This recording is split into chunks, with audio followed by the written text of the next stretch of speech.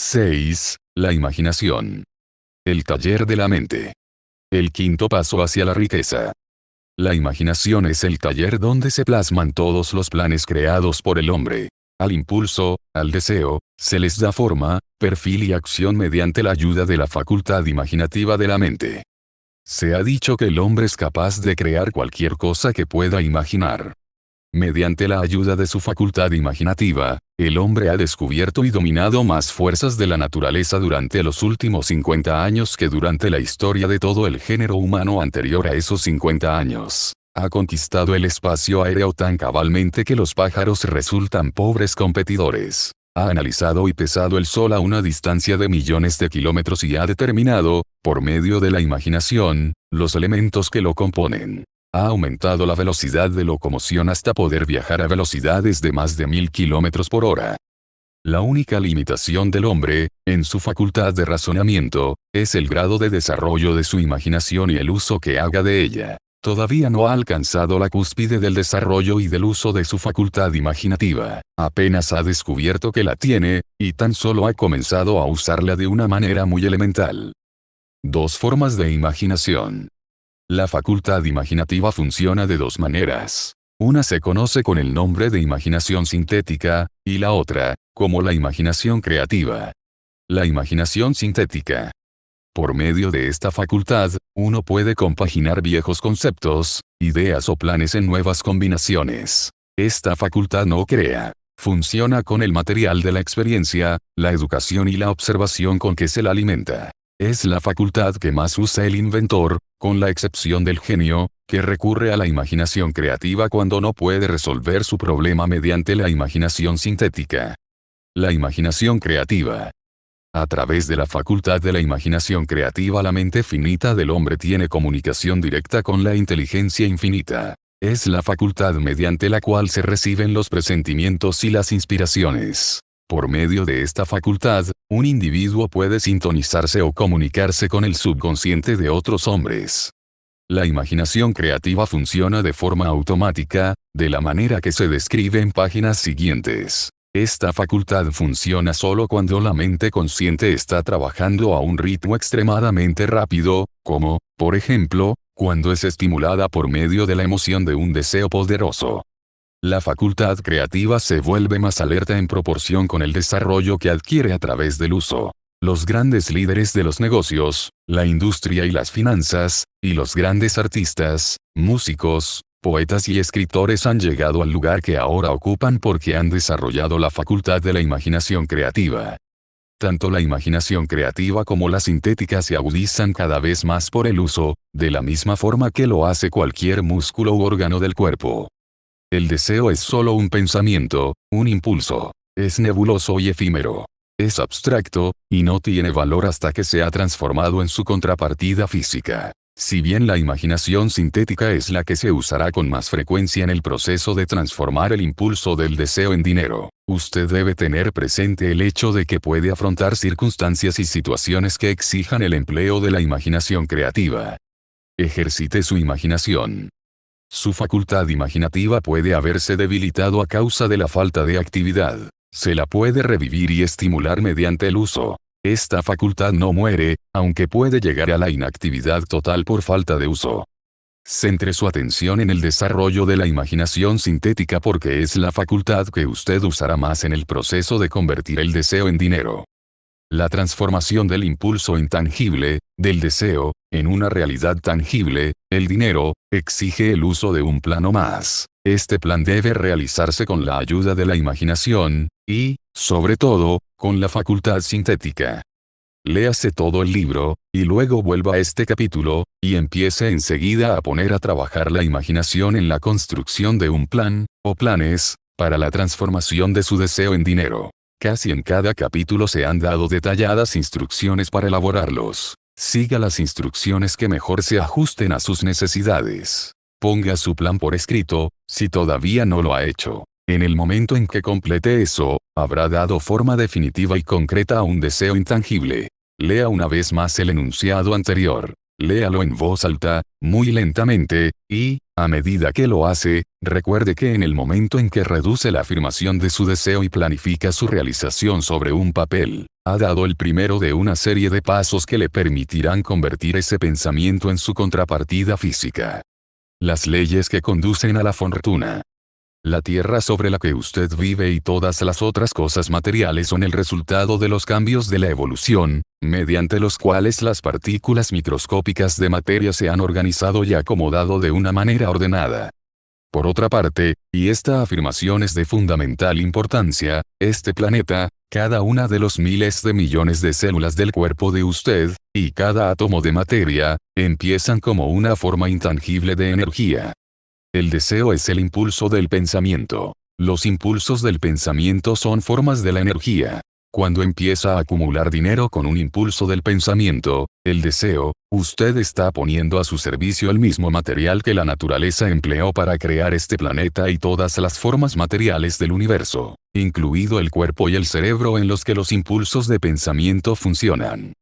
Usted puede amasar una fortuna mediante la ayuda de leyes que son inmutables. Pero primero debe familiarizarse con esas leyes, y aprender a usarlas. A través de la repetición, y ofreciendo la descripción de estos principios desde todos los ángulos concebibles, el autor desea revelarle el secreto mediante el cual se han conseguido todas las grandes fortunas. Por extraño y paradójico que pueda parecer, el secreto no es tal. La propia naturaleza nos lo pone delante, en la Tierra donde vivimos, en las estrellas, en los planetas suspendidos en sus órbitas, en los elementos que nos rodean, y en todas las formas de vida que tenemos a nuestro alcance. Los principios que presentamos a continuación le abrirán el camino a la comprensión de la imaginación. Asimile los que consiga entender, a medida que lee por primera vez esta manera de ver las cosas, luego, cuando relea el texto y lo estudie de nuevo, descubrirá que ha pasado algo que clarifica las cosas y le da una comprensión más amplia de todo. Pero, sobre todo, no se detenga, no dude en sus estudios de estos principios, hasta que haya leído el libro al menos unas 3 veces, porque, para entonces, ya no querrá detenerse. ¿Cómo hacer uso práctico de la imaginación? Las ideas son el punto inicial de todas las fortunas. Las ideas son productos de la imaginación. Examinemos algunas bien conocidas que han dado origen a fortunas inmensas, en la esperanza de que estos ejemplos transmitirán la información precisa de lo que se refiere al método a través del cual se puede utilizar la imaginación para acumular riquezas. La tetera encantada. Hace 50 años, un viejo médico rural se fue a caballo hasta el pueblo, ató su montura, entró sigilosamente en la droguería por la puerta trasera y empezó a regatear con el joven dependiente. Durante más de 1 hora, tras el mostrador, el viejo doctor y el dependiente hablaron en voz baja. Después, el doctor salió. Fue hasta el caballo y regresó a la tienda con una gran tetera antigua, y con una paleta de madera, que se usaba para revolver el contenido de la tetera, y las depositó en la parte trasera de la tienda. El dependiente inspeccionó la tetera, buscó en su bolsillo interior, sacó un rollo de billetes y se lo alargó al doctor. El rollo contenía $500, todos los ahorros del dependiente. El doctor le dio un trocito de papel en el que aparecía escrita la fórmula secreta. Las palabras de aquel trozo de papel bien valían el rescate de un rey. Pero no para el doctor. Esas palabras mágicas eran necesarias para que la tetera empezara a hervir, pero ni el doctor ni el joven dependiente sabían qué fortunas fabulosas estaban destinadas a brotar de aquella tetera. El viejo médico estaba contento de vender esos objetos por $500. El dependiente se arriesgaba mucho apostando todos sus ahorros a un trocito de papel y a una tetera vieja. Nunca había soñado que su inversión comenzaría con una tetera que rebosaría de oro y que un día sobrepasaría el milagroso fenómeno de la lámpara de Aladino. Lo que el dependiente había comprado en realidad era una idea. La vieja tetera, y la cuchara de madera y el mensaje secreto escrito en el trocito de papel eran cosas incidentales. Las curiosas cualidades de aquella tetera empezaron a manifestarse después de que su nuevo propietario mezclara, según las instrucciones secretas, un ingrediente sobre el cual el doctor no sabía nada. Trate de descubrir qué fue lo que el joven añadió al mensaje secreto, que hizo que la tetera rebosara de oro. Esta es una historia de hechos, más extraños que la ficción, de hechos que se inician en la forma de una idea. Echemos una ojeada a las vastas fortunas que esta idea ha producido. Ha rendido, y sigue rindiendo, fortunas inmensas a hombres y mujeres que se ocupan de cultivar caña de azúcar y de refinar y comercializar el azúcar. La vieja tetera consume, anualmente, millones de botellas, proporcionando trabajo a un enorme número de trabajadores del vidrio. La vieja tetera da empleo a un ejército de dependientes, taquígrafos, escritores y expertos en publicidad en toda la nación. Ha obtenido fama y fortuna para muchísimos artistas que han creado cuadros magníficos que describen el producto. La vieja tetera ha convertido un pequeño pueblo del sur de los Estados Unidos en la capital sureña de los negocios, donde ahora beneficia directa o indirectamente cada negocio y casi a cada residente de la ciudad. La influencia de esta idea beneficia ahora a todas las ciudades civilizadas del mundo, vertiendo un flujo continuo de oro para todo aquel que la toca. El oro de la tetera construye y mantiene una de las universidades más importantes del sur de los Estados Unidos, donde millares de jóvenes reciben el entrenamiento esencial para el éxito. Si el producto de esa vieja tetera de bronce pudiera hablar, nos contaría escalofriantes historias de novela, en todos los idiomas. Novelas de amor, novelas de negocios, novelas de hombres y mujeres profesionales, que se ven estimulados a diario por ese producto. El autor está seguro de una de esas novelas por lo menos, pues tiene parte en ella, y todo empezó no muy lejos de donde el dependiente le compró al médico la vieja tetera. Allí fue donde el autor conoció a su esposa, y ella le habló por primera vez de la tetera encantada. Era el producto de aquella tetera lo que estaban bebiendo cuando él le pidió que lo aceptase para lo mejor o lo peor. Sea usted quien fuere, viva en donde viva, y sea cualquiera la ocupación a la que se dedique, recuerde en el futuro, cada vez que vea las palabras Coca-Cola, que su vasto imperio de riqueza e influencia ha surgido de una sola idea, y que el misterioso ingrediente con que el dependiente de la droguería, Asa Candler, mezcló la fórmula secreta era la imaginación. Deténgase a pensar en ello por un momento. Recuerde, además, que los pasos hacia la riqueza que se describen en este libro han sido los medios por los que la influencia de Coca-Cola se ha extendido a cada ciudad, pueblo, aldea y encrucijada del mundo, y que cualquier idea que usted pueda crear, tan buena y meritoria como la Coca-Cola, tiene la posibilidad de duplicar el récord de ese refresco mundialmente difundido. ¿Qué haría yo si tuviese $1.000.000? Esta historia demuestra la veracidad de aquel antiguo adagio, donde hay una voluntad, hay un camino. Esto me lo decía ese apreciado educador y clérigo, el extinto Frank W. Gunsaulus, que comenzó su carrera de predicador en los corrales de ganado de la región de Chicago. Mientras el Dr. Gunsaulus estudiaba en la universidad, observó muchos defectos en nuestro sistema educativo, defectos que creía que podría corregir, si fuera director de un colegio. Se propuso organizar un nuevo colegio donde llevar a cabo sus propias ideas, sin los obstáculos de los métodos ortodoxos de la educación. Necesitaba $1.000.000 para poner su proyecto en marcha. ¿Hacia dónde necesitaría tender las manos para obtener semejante suma de dinero? Esa era la pregunta que absorbió la mayor parte de las reflexiones de ese joven y ambicioso predicador. Pero no parecía que consiguiese progreso alguno. Todas las noches se acostaba pensando en lo mismo, y al día siguiente se levantaba con la misma idea. Siguió dándole vueltas, hasta que se convirtió en una obsesión. Al ser un filósofo además de un predicador, el Dr. Gunsaulus reconocía, tal como todos aquellos que tienen éxito en la vida, que un propósito definido es el punto inicial desde donde se ha de comenzar. Reconocía, además, que esa definición del propósito adquiere animación, vida y poder cuando está respaldada por un deseo ardiente de traducir ese propósito en su equivalente material.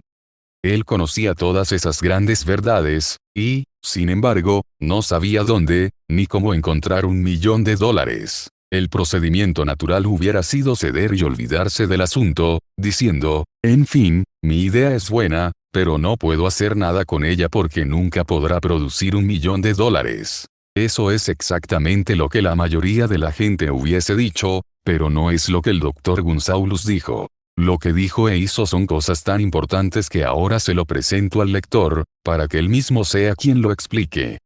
Un sábado por la mañana me senté en mi habitación pensando maneras de conseguir el dinero necesario para llevar a cabo mis planes. Durante casi 2 años había estado pensando, pero no había hecho otra cosa que pensar. Había llegado el momento de la acción. En aquel momento decidí que reuniría ese $1.000.000 en el plazo de una semana. ¿Cómo? Eso no me preocupaba. Lo más importante era la decisión de conseguirlo en un plazo determinado, y quiero destacar que en el instante en que alcancé esa decisión, una extraña sensación de seguridad se apoderó de mí, de una manera que jamás había experimentado. Algo en mi interior parecía decir, comillas, ¿por qué no has tomado esa decisión antes? Hace tiempo que ese dinero te espera. Los acontecimientos se precipitaron. Llamé a los periódicos y anuncié que a la mañana siguiente pronunciaría un sermón titulado ¿Qué haría si tuviese $1.000.000? Me puse a trabajar de inmediato en el sermón, pero debo decir, con franqueza, que la tarea no era difícil, porque había estado preparándolo durante casi 2 años. Mucho antes de la medianoche lo había terminado. Me fui a la cama y me dormí con un sentimiento de confianza, porque podía verme a mí mismo en posesión del $1.000.000. A la mañana siguiente me levanté temprano, me metí en el baño, leí el sermón y me arrodillé para pedir que mi sermón despertara la atención de alguien que me proporcionase el dinero que necesitaba. Mientras estaba rezando volví a sentir la seguridad de que el dinero estaba a punto de aparecer. En mi excitación, salí sin el sermón, y no descubrí mi descuido hasta que estuve en el púlpito, dispuesto a leerlo. Era demasiado tarde para volver por mis notas, y fue una suerte que no pudiese hacerlo. En vez de las notas, mi propio subconsciente me proporcionó el material que necesitaba. Cuando me puse de pie a pronunciar mi sermón, cerré los ojos y hablé con todo el corazón y el alma de mis sueños. No solo hablé para mi audiencia, también me dirigí a Dios. Dije lo que haría con $1.000.000, si alguien me pusiera esa suma en las manos. Describí el plan que había ideado para organizar una gran institución educacional, en la que la gente joven aprendería a hacer cosas prácticas, al mismo tiempo que acumulaban conocimientos. Cuando terminé y me senté, un hombre se levantó lentamente de su asiento, a unas 3 filas de los asientos traseros, y se acercó al púlpito. Me pregunté qué pensaría hacer. Entró en el púlpito, me tendió la mano y me dijo, «Reverendo, su sermón me ha gustado. Creo que puede hacer todo lo que usted ha dicho que haría si tuviera $1.000.000. Para demostrarle que creo en usted y en su sermón, si viene a mi oficina mañana por la mañana, le daré el $1.000.000. Me llamo Philip de Armour». El joven Gonzalus acudió a la oficina del señor Armour y le dieron el $1.000.000. Con ese dinero fundó el Armour Institute of Technology, que en la actualidad se conoce como Illinois Institute of Technology. El $1.000.000 necesario surgió como resultado de una idea. Detrás de esa idea estaba el deseo que el joven Gonzalus había abrigado en su interior durante casi 2 años. Observe este importante hecho, consiguió el dinero al cabo de 36 horas de haber alcanzado la decisión definitiva de obtenerlo y de decidir un plan definido para ello. No había nada nuevo ni peculiar en la vaga idea del joven Gonzalus en lo que se refería al $1.000.000, y en sus débiles deseos de conseguirlo. Otros antes que él, y muchos más desde entonces, han tenido pensamientos similares. Pero hubo algo muy especial y diferente en cuanto a la decisión que alcanzó aquel sábado memorable, cuando dejó de lado toda indecisión, y se dijo, convencido, conseguiré ese dinero en el plazo de una semana. Además, el principio por el cual el Dr. Gonzalus obtuvo el $1.000.000 todavía tiene vigencia. Está a su disposición. La ley universal funciona hoy con tanta eficacia como cuando el joven predicador la empleó de manera tan provechosa. ¿Cómo transmutar las ideas en dinero en efectivo? Observe que Asa Candler y el Dr. Frank Gonzalus tenían una característica en común. Ambos conocían la sorprendente verdad de que las ideas se pueden transmutar en dinero efectivo por medio del poder de un propósito definido, y de unos planes concretos. Si usted es de los que creen que el trabajo duro y la honradez, por sí solos, le proporcionarán riqueza, está muy equivocado. La riqueza, cuando aparece en grandes cantidades, nunca es solo como resultado del trabajo duro. Cuando aparece, la riqueza es el resultado de exigencias definidas, basadas en la aplicación de planes definidos, y nunca se debe a la suerte ni al azar. Una idea es un impulso de pensamiento que incita a la acción por medio de un llamamiento a la imaginación. Todos los vendedores expertos saben que, cuando las mercaderías no se pueden vender, las ideas sí. Los vendedores del montón lo ignoran, y, precisamente por eso, son del montón. Un editor de libros baratos hizo un descubrimiento de gran valor para todos los editores en general. Aprendió que mucha gente compra el título y no el contenido de los libros. Por el solo hecho de cambiar el título a un libro que no se vendía, sus ventas aumentaron en más de 1.000.000 de ejemplares. Las tripas, como es llamada en la jerga de los editores la parte que queda entre las cubiertas, no habían cambiado. Se limitaron a arrancar las cubiertas en que figuraba el título que no se vendía, para aplicar a los ejemplares una cubierta nueva con un título que tenía un valor más taquillero. Por sencilla que pueda parecer, esa era una verdadera idea. Era imaginación.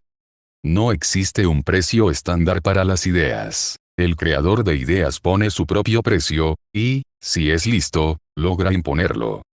La historia de casi cada fortuna comienza el día en que el creador y el vendedor de ideas se conocen y empiezan a trabajar en armonía. Carnegie se rodeó de hombres capaces de todo lo que él no podía hacer, hombres que creaban ideas, y hombres que ponían esas ideas en práctica, y tanto él como los demás llegaron a ser fabulosamente ricos. Hay millones de personas que se pasan la vida esperando un golpe de suerte favorable. Tal vez eso pueda proporcionarnos una oportunidad, pero el plan más seguro consiste en no depender de la suerte. Un golpe de suerte favorable fue lo que me ofreció la mejor oportunidad de mi vida, pero tuve que dedicar 25 años de esfuerzos en una misma dirección para que esa oportunidad se convirtiese en algo real. El golpe de suerte consistió en conocer a Andrew Carnegie y obtener su cooperación. En aquella ocasión, Carnegie me sugirió la idea de organizar los principios de los logros y los triunfos en una filosofía del éxito. Miles de personas han aprovechado los descubrimientos que se han hecho durante estos últimos 25 años de investigación, y se han acumulado varias fortunas mediante la aplicación de esta filosofía. El comienzo fue sencillo. Era una idea que cualquiera hubiera podido poner en práctica. El golpe de suerte favorable surgió con Carnegie, pero ¿qué hay de la determinación, la definición de los propósitos y el deseo de alcanzar el objetivo, y el esfuerzo perseverante de 25 años? No era un deseo ordinario el que sobrevivió a los contratiempos, a los desalientos, a los fracasos temporales, a las críticas y a los constantes recordatorios de que aquello era una pérdida de tiempo. Era un deseo ardiente, una obsesión. Cuando Carnegie me sugirió la idea por primera vez, fue alimentada, alentada y abrigada para mantenerla viva. Gradualmente, la idea llegó a ser gigante por su propio poder, y entonces me alimentó, me alentó y me condujo. Las ideas son así. Primero nosotros les damos vida, acción y orientación, y luego ellas adquieren su propio poder y arrasan con cualquier tipo de oposición. Las ideas son fuerzas intangibles, pero tienen más poder que el cerebro físico en donde nacen. Tienen el poder de seguir viviendo, aún después de que el cerebro que las ha creado haya regresado al polvo.